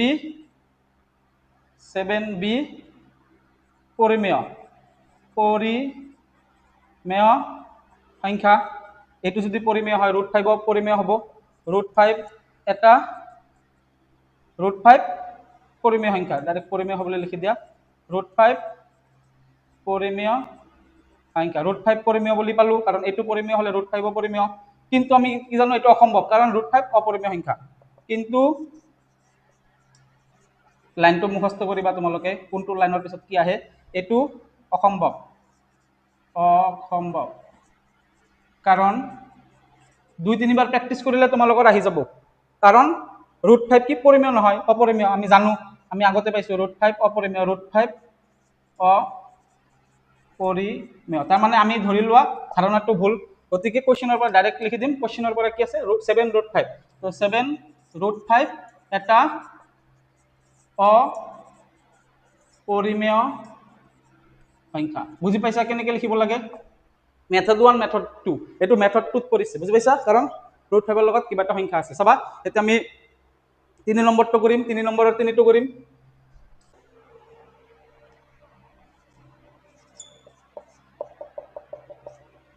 3 নম্বৰৰ এবাৰ 3 চাবা মই তোমালোকক অলপ ডিটেইলছত বুজাইছো কাৰণ ডাইৰেক্ট মই কৰি দিলে কৰিব পাৰো কিন্তু কৰি দিলে ডাইৰেক্ট কৰি দিলে তোমালোকে বুজি নাপাবা সেইকাৰণে মই অলপ ৰিপিট কৰি আছো কথাবিলাক ৰিপিট কৰিলে কি হ'ব তোমালোকে ৰিভাইজ হ'ব এতিয়া আমি কি কৰিম সলিউশন প্ৰথমতে এটো অপৰিমেয় বুলি আমাক দেখাব দিছে কাৰণ √2 ৰ লগত কি হৈছে 6 প্লাস হৈ আছে এটো কি মেথড 1 না মেথড 2 এটো যেটো √2 ডাইৰেক্ট কমান কৰিব দিয়া নাই √2 ৰ লগত কিবা এটা সংখ্যা প্লাস আছে বা ইনটু থাকিলে বা ডিভাইড থাকিলে আমি কি কৈছো যে মেথড 2 কৰিব লাগে কিহত কৰিব লাগে মেথড 2 তেনেহলে আমি বিৰুদ্ধভাৱে প্ৰথমতে ধৰি লম বিৰুদ্ধভাৱে ধৰা হল 6 প্লাস √2 এটা পৰিমেয় সংখ্যা যেহেতু এটু পৰিমেয় ধৰিছো তেনেহলে কি হ'ব এটাকে 6 প্লাস √2 সমান সমান a by b একে যত কি a, b সহ মৌলিক অখণ্ড সংখ্যা আৰু তলত কি হ'ব নোৱাৰে 0 হ'ব নোৱাৰে গোটেইবিলাক একে লিখিছো এতিয়া মেথড 1 না মেথড 2 মেথড 1 হলে স্কয়াৰ কৰিব লাগে বোথ সাইড আৰু মেথড 2 হলে আমি এই মানটো লম যেটো ৰুটৰ ভিতৰত থাকিব সেই মানটো লম এটোই হৈছে পাৰ্থক্য তো যেটো √2 আছে √2 মান ওলাব লাগিলে এই বস্তুটো আমি গুছাই দিব লাগিব তেনেহলে √2 ৰ মান পাম তো 6 ৰ আগত কি আছে প্লাস আছে প্লাস টো ইফালে গুছি যাব মাইনাস হ'ব তেনেহলে থাকিল কি ইয়াতে থাকিল √2 সমান সমান a by b 6 ৰ কি এটো প্লাস নহয় কিন্তু সন্মুখত এটা প্লাস আছে প্লাস টো মাইনাস হৈ যাব তো -6 আৰু √2 ৰ আগত এটা প্লাস থাকে প্লাসটো আমি নিলিখো সেই কাৰণে √2 থাকিল তো √2 সমান সমান আৰু যেহেতু সমান সমান ব্যৱহাৰ কৰিলে আমি কি কৰো ইফালে বাওফালে ইমপ্লাইজ ব্যৱহাৰ কৰো মই কৈছিলো চাবা তোমালোকে যিমান কেইটা সমান সমান থকা সমীকৰণ কৰিছো গোটেই কেইটা সন্মুখত কি ফাৰ্ষ্টত কি কৰিছো আমি ইমপ্লাইজ ব্যৱহাৰ কৰিছো তাৰ পিছত এটো কি হ'ব b হ'ব a আছে ওপৰত a হ'ব এই দুটা কি হৈ যাব পূৰণ হৈ যাব কাৰণ এটা পৰিমেয় সংখ্যা মানে এই ফ্ৰেকশন যদি থাকে ভগ্নাংশ থাকে আৰু ইফালে যদি কিবা এটা নাম্বার থাকে এই দুটা সংখ্যা প্লাস বা মাইনাস থাকিলে কি হৈ যায় পূৰণ হৈ যায় প্লাস বা মাইনাস থাকিলে পূৰণ হৈ যায় বুজি পাইছে ইয়াতে মাইনাস থাকিলে মাইনাস দিম প্লাস থাকিলে ইয়াতে প্লাস ব্যৱহাৰ কৰিম যেটো মাইনাস আছে মাইনাস দিম 6 ৰ লগত b পূৰণ কৰিলে কি হ'ব 6b বুজি পাইছা 6 পূৰণ b মানে 6b পূৰণটো নিলিখিলে হ'ল গতিকে √2 ৰ মানটো আমি পাই গলো তাৰ পিছত আমি আকৌ মেথডটোত কি লিখিব লাগে যেহেতু a, b অখণ্ড সংখ্যা আমি একে বস্তু বাৰে বাৰে ৰিপিট কৰি আছো a, b তোমালোকে খালি লিখাৰ ধৰণটো জানিলে হ'ল অখণ্ড সংখ্যা যেহেতু a, b অখণ্ড সংখ্যা a অখণ্ড সংখ্যা b অখণ্ড সংখ্যা ইয়াতে b অখণ্ড সংখ্যা অখণ্ড সংখ্যাক যদি p by q আকৃতিত প্ৰকাশ কৰিব পাৰো এই সংখ্যাটো কি হয় পৰিমেয় হয় এতেকে কি লিখিম চাবা নিয়মটো একেই a - 6 by b divided by b এটা পৰিমেয় যেহেতু অখণ্ড পালো আৰু p by q আকৃতিত p by q আকৃতিত প্ৰকাশ কৰিব পাৰিছো তেনেহলে আমি কি পালো পৰিমেয় সংখ্যা বুলি পালো না নাই এটো যদি পৰিমেয় হয় √2 পৰিমেয় এতেকে √2 পৰিমেয় সংখ্যা এতেকে কি পালো আমি √2 পৰিমেয় সংখ্যা কিন্তু এটো অসম্ভৱ আকৌ লিখিব লাগিব কি কিন্তু এটো মেথড 2 ব্যৱহাৰ কৰি আছো আমি অসম্ভৱ কাৰণ কি কাৰণ √2 অপৰিমেয় আমি জানো আগৰ পৰাই কাৰণ √2 অপৰিমেয় হল এতেকে ডাইৰেক্ট কোৱেশ্চনৰ পৰা লিখি দিম কোৱেশ্চনত যি থাকিব এটো লিখি দিম কি আছে 6 + √2 তো 6 + √2 এটা অপৰিমেয় বুলি প্ৰমাণ কৰিব দিছে অপৰিমেয় লিখি দিম অপৰিমেয় সংখ্যা তোমালোকে বুজি পাইছা না নাই লিখাৰ পদ্ধতিটো তোমালোকে কেৱল প্ৰেক্টিস কৰিবা তোমালোকে পাৰিবা মই যেনেকৈ নোচোৱাকে লিখি আছো তোমালোকে নোচোৱাকে লিখিব পাৰিবা বুজি পাইছা তোমালোকে হলক প্ৰেক্টিস কৰিব লাগিব প্ৰেক্টিস নকৰিলে এটো নোৱাৰিবা কোৱেশ্চন নম্বৰ 4 ত কি দিয়া আছে কেইটামান এমসিকিউ দিয়া আছে এমসিকিউ মানে হৈছে মাল্টিপল চয়েস কোৱেশ্চন মানে option A option B option C option D চাৰিটা অপচন দিয়া থাকিব তাৰে পৰা আমি যিকোনো এটা বা চি উলিয়াব লাগে আৰু এইটো তোমালোকৰ পৰীক্ষাৰ কাৰণে কি বহুত ইম্পৰ্টেন্ট কোৱেশ্চন হয় তোমালোকে জানা এমসিকিউ কোৱেশ্চন তোমালোকৰ পৰীক্ষাত আহে এতিয়া আমি কোৱেশ্চন নম্বৰ 4 টো আলোচনা কৰিম প্ৰশ্নটো চাবা কি দি আছে এটা অহন্য পৰিমেয় সংখ্যা আৰু এটা অপৰিমেয় সংখ্যাৰ পূৰণফল কি হয় option A option B option C option D দিয়া আছে চাবা এটা অহন্য পৰিমেয় সংখ্যা মানে আমি ইতিমধ্যে গম পাইছো পৰিমেয় সংখ্যাটা শূন্য এটা পৰিমেয় সংখ্যা হয় না নহয় শূন্য এটা পৰিমেয় সংখ্যা হয় কিন্তু শূন্যৰ বাহিৰে ল'ব দিছে অহন্য বুলি কৈছে অহন্য মানে শূন্য ল'ব নোৱাৰো শূন্যৰ বাহিৰে পৰিমেয় সংখ্যা আমি যিকোনো ল'ব পাৰো 2 ল'ব পাৰো 4 ল'ব পাৰো 5 ল'ব পাৰো 6 ল'ব পাৰো হয় না নহয় 2/3 ল'ব পাৰো যিকোনো ল'ব পাৰো মই ধৰি লৈছো এটা অহন্য পৰিমেয় সংখ্যা ধৰি লৈছো মই 4 লৈছো কিমান লৈছো 4 আৰু এটা অপৰিমেয় সংখ্যা তোমালোকে ইতিমধ্যে গম পাইছা √2 √5 √7 তো আমি √2 এটা লৈছো ঠিক আছে √2 এটা পৰিমেয় সংখ্যা লৈছো অহন্য পৰিমেয় সংখ্যা লৈছো এটা অপৰিমেয় সংখ্যা লৈছো তাৰ পিছত কি কৈছে সংখ্যাৰ পূৰণফল বুলি কৈছে পূৰণফল তাৰ মানে এটা অহন্য পৰিমেয় সংখ্যা আৰু এটা অপৰিমেয় সংখ্যাৰ পূৰণফল কি হ'ব 4 √2 কি হয় এইটো 4 * √2 মানে কিমান 4 √2 এটা কি হয় অপৰিমেয় হয় তাৰ মানে এটা পৰিমেয় সংখ্যা অহন্য পৰিমেয় সংখ্যা আৰু এটা অপৰিমেয় সংখ্যা পূৰণ কৰিলে কি পাওঁ সদায় এটা অপৰিমেয় সংখ্যা পাম সদায় কি পাম এটা অপৰিমেয় সংখ্যা পাম অপৰিমেয় সংখ্যাটো তোমালোকৰ অপচনত কিমান আছে এ নম্বৰ অপচনত আছে এই কাৰণে অপচন নম্বৰ কিমান হ'ব এইটো হ'ব শুদ্ধ ঠিক আছে বুজি পাইছা পৰিমেয় সংখ্যা আৰু অপৰিমেয় সংখ্যাৰ পূৰণফল কি হয় অপৰিমেয় হয় এই কাৰণে অপৰিমেয়টো কি আছে অপচন এত আছে ঠিক আছে এতিয়া আমি কোৱেশ্চন নম্বৰ 5 টো আলোচনা কৰিম চাবা কোৱেশ্চন নম্বৰ 5 টো কি দিয়া আছে কোৱেশ্চন নম্বৰ 5 √5 কি দিয়া আছে √5 প্লাস √3 প্লাস 2 এটা কি সংখ্যা অপচন দিয়া আছে এ স্বাভাৱিক সংখ্যা অপচন বি অখণ্ড সংখ্যা অপচন সি পৰিমেয় সংখ্যা অপচন ডি অপৰিমেয় সংখ্যা চাবা কোনটো হ'ব চাৰিটাৰ পৰা এ বি সি ডি চাবা √5 এটা অপৰিমেয় সংখ্যা এটো এটা অপৰিমেয় সংখ্যা √3 ও অপৰিমেয় সংখ্যা এটো এটা পৰিমেয় সংখ্যা আমি এটা ফৰ্মুলা আমি এটা নিয়ম জানো যে অপৰিমেয় সংখ্যাৰ লগত যদি তুমি পৰিমেয় সংখ্যা যোগ কৰা সদায় কি পাম অপৰিমেয় সংখ্যাই পোৱা যায় বুজি পাইছা সেইকাৰণে অপচন কি হ'ব অপৰিমেয় সংখ্যা ক'ত আছে ডিত আছে বুজি পাইছা মানে অপৰিমেয় সংখ্যাৰ লগত যদি তুমি যিকোনো অপৰিমেয় সংখ্যাৰ লগত যদি তুমি পৰিমেয় সংখ্যা যোগ কৰা সদায় কি পাবা অপৰিমেয় সংখ্যাই পাম বুজি পাইছা অপৰিমেয় সংখ্যাৰ লগত যদি পৰিমেয় সংখ্যা আমি যোগ কৰি দিও কি পাম অপৰিমেয় সংখ্যা পাম সেই কাৰণে এটো অপৰিমেয় সংখ্যা আছিল √5 প্লাস √3 অপৰিমেয় সংখ্যাৰ লগত আমি পৰিমেয় সংখ্যা যোগ কৰাৰ ফলত কি পাম এটা অপৰিমেয় সংখ্যা পাম অপৰিমেয় সংখ্যা অপচন ক'ত আছে ডি নম্বৰ অপচনত আছে ঠিক আছে সেই কাৰণে 5 নম্বৰৰ উত্তৰটো কি হ'ব ডি হ'ব বুজি পাইছা এতিয়া কোৱেশ্চন নম্বৰ 6 চাবা উক্তি আৰু যুক্তি দিয়া আছে এজাৰশন ৰিজনিং কি কৈছে উক্তিত কি দিছে উক্তিত কৈছে √2 প্লাস √5 এটা অপৰিমেয় সংখ্যা হয় কাৰণ অপৰিমেয় সংখ্যা এইটো অপৰিমেয় সংখ্যা এইটো অপৰিমেয় সংখ্যা দুটা যোগ আছে এটা এটা কি অপৰিমেয় সংখ্যা হ'ব না নাই দুটা অপৰিমেয় সংখ্যাৰ যোগফল কি হ'ব অপৰিমেয় হ'ব হয় এইটো সঁচা তাৰ মানে উক্তিটো সঁচা এতে যুক্তি আৰটো কি কৈছে চাবা যুক্তিটো কি কৈছে ৰিজনিংটো কি কৈছে চাবা যদি পি আৰু কিউ মৌলিক ধনাত্মক অখণ্ড সংখ্যা পি আৰু কিউ বুলি কি বুলি কৈছে মৌলিক সংখ্যা বুলি কৈছে মৌলিক সংখ্যা মানে আমি জানো যেনেকুৱা 2 হ'ব পাৰে 3 হ'ব পাৰে 4 নহয় 5 হ'ব পাৰে হয় না নহয় 6 নহয় 7 হ'ব পাৰে হয় না নহয় এইবিলাক মৌলিক সংখ্যা পি আৰু কিউ কি বুলি কৈছে দুটা মৌলিক ধনাত্মক অখণ্ড সংখ্যা মৌলিক সংখ্যা বুলি কৈছে তাৰ মানে ঠিক আছে তেন্তে √p আৰু √q প্লাস √q এটা কি অপৰিমেয় সংখ্যা বুলি কৈছে চাবা মৌলিক সংখ্যাৰ বৰ্গমূল সদায় কি হয় অপৰিমেয় হয় তাৰ মানে ৰুট এইবিলাক কি মৌলিক সংখ্যা তুমি যদি ৰুট লগাই দিয়া সদায় কি হ'ব অপৰিমেয় হ'ব তেনেহলে এইটো এটা অপৰিমেয় সংখ্যা এইটো এটা অপৰিমেয় সংখ্যা কাৰণ কি পি আৰু কিউ কি মৌলিক বুলি কৈছে কোৱেশ্চনত মৌলিক যেহেতু পি আৰু কিউ মৌলিক বুলি কৈছে মৌলিক সংখ্যাৰ ৰুট কি হয় অপৰিমেয় হয় আৰু কিউৰ ৰুটও কি হ'ব অপৰিমেয় হ'ব আৰু অপৰিমেয় যদি যোগ কৰো আমি কি পাম অপৰিমেয় পাওঁ হয় না নহয় অপৰিমেয় পাম এই কাৰণে কি হ'ব এটোও সঁচা কাৰণ √2 প্লাস √5 এটো অপৰিমেয় দুটা অপৰিমেয় যোগ কৰিলে কি পাম অপৰিমেয় পাওঁ আৰু যেহেতু পি আৰু কিউ কি বুলি কৈছে মৌলিক সংখ্যা বুলি কৈছে আৰু মৌলিক সংখ্যাৰ ৰুট কৰিলে আমি কি পাম অপৰিমেয় পাওঁ এটো মৌলিক সংখ্যাৰ ৰুট কৰিলে আমি অপৰিমেয় পাওঁ আৰু দুটা অপৰিমেয় সংখ্যা যোগ কৰিলে আমি কি পাম অপৰিমেয় পাওঁ হয় না নহয় মিলিছে না নাই আমাৰ তো মিলিছে সেই কাৰণে এটো কি হ'ব উক্তি আৰু যুক্তি কোনটো হ'ব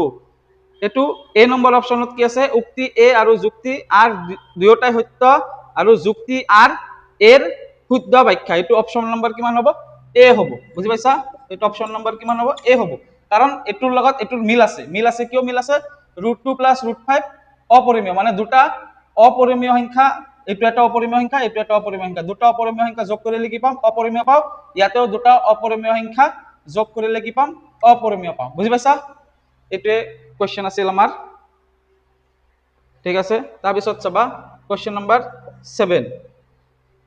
√a এটা অপৰিমেয় সংখ্যা বুলি কৈছে √a যিকোনো এটা √a বুলি কৈছে √a এটা অপৰিমেয় বুলি কৈছে যেতিয়া a মৌলিক সংখ্যা হয় য'ত a কি বুলি কৈছে মৌলিক আমি অলপ আগতে ইতিমধ্যে অলপ আগতে পাইছো আমি যে যিকোনো মৌলিক সংখ্যাৰ ৰুট যদি আমি থাকে আমি কি পাম অপৰিমেয় পাওঁ যেহেতু a এটা মৌলিক বুলি কৈছে তেনেহলে a ৰুট কি হ'ব অপৰিমেয় হ'ব না নাই হ'ব অপৰিমেয় হ'ব তেনেহলে এইটো কি হ'ব সঁচা হ'ব উক্তি এটো সঁচা উক্তি এটো সঁচা কোৱেশ্চন নম্বৰ 7 ৰ উক্তিটো সঁচা হল কাৰণ এ এটা মৌলিক সংখ্যা আৰু মৌলিক সংখ্যাৰ কি হয় ৰুট সদায় কি হয় অপৰিমেয় হয় এটোৱে কোৱেশ্চনত কৈছে ঠিক আছে যুক্তিটো কি কৈছে চাবা যুক্তি কি কৈছে যুক্তি কৈছে যিকোনো মৌলিক সংখ্যাৰ বৰ্গমূল চাবা যিকোনো মৌলিক সংখ্যা এইটো যিকোনো মৌলিক সংখ্যা হ'ব পাৰে বৰ্গমূল এটা অপৰিমেয় সংখ্যা হয় যিকোনো মৌলিক সংখ্যাৰ বৰ্গমূল কি হয় অপৰিমেয় হয় মই অলপ আগতে ডিসকাশন কৰিছো এইটো যদি এটা এইটোও সঁচা হয় আৰু দুয়োটাৰ লগত কি আছে মিল আছে সেইকাৰণে অপচন কোনটো হ'ব উক্তি এ আৰু উক্তি আৰ দুয়োটাই সত্য আৰু যুক্তি আৰ এৰ শুদ্ধ ব্যাখ্যা এইটো হ'ব অপচন নম্বৰ এ কিয় এ হ'ব চাবা আমাক উক্তিটো কি দিয়া আছিল √a এটা কি কৈছিল অপৰিমেয় সংখ্যা √a এটা অপৰিমেয় বুলি কোৱেশ্চনত দিয়া আছে যেতিয়া এ এটা মৌলিক সংখ্যা হয় এ যদি মৌলিক হয় চাবা এ যদি মৌলিক হয় মৌলিক সংখ্যাৰ ৰুট কি হ'ব অপৰিমেয় হ'ব হয় এটো আমি জানো আৰু যুক্তিটো কি কৈছে আকৌ একে কৈছে যিকোনো মৌলিক সংখ্যাৰ বৰ্গমূল যিকোনো মৌলিক সংখ্যা ধৰি লৈছে এটা মৌলিক সংখ্যা যিকোনো মৌলিক সংখ্যাৰ আমি বৰ্গমূল কি পাম এটা অপৰিমেয় সংখ্যা পাম যেনেকুৱা মৌলিক সংখ্যা আৰু এটা লৈছো যেনেকুৱা 2 মৌলিক সংখ্যা 2 লৈছো 2 ৰ এটা যদি আমি বৰ্গমূল কৰো কি পাম অপৰিমেয় পাম মিলিছে দুটাৰ লগত একে মানে কথাটো আমাক কি কৰিছে অলপ ঘূৰাই পকাই দিছে উক্তিৰ লগত যুক্তিটো আমাৰ মিল আছে সেইকাৰণে অপচন নম্বৰ এটো হ'ব শুদ্ধ উত্তৰ বুজি পাইছা এতিয়া চাও আমি কোৱেশ্চন নম্বৰ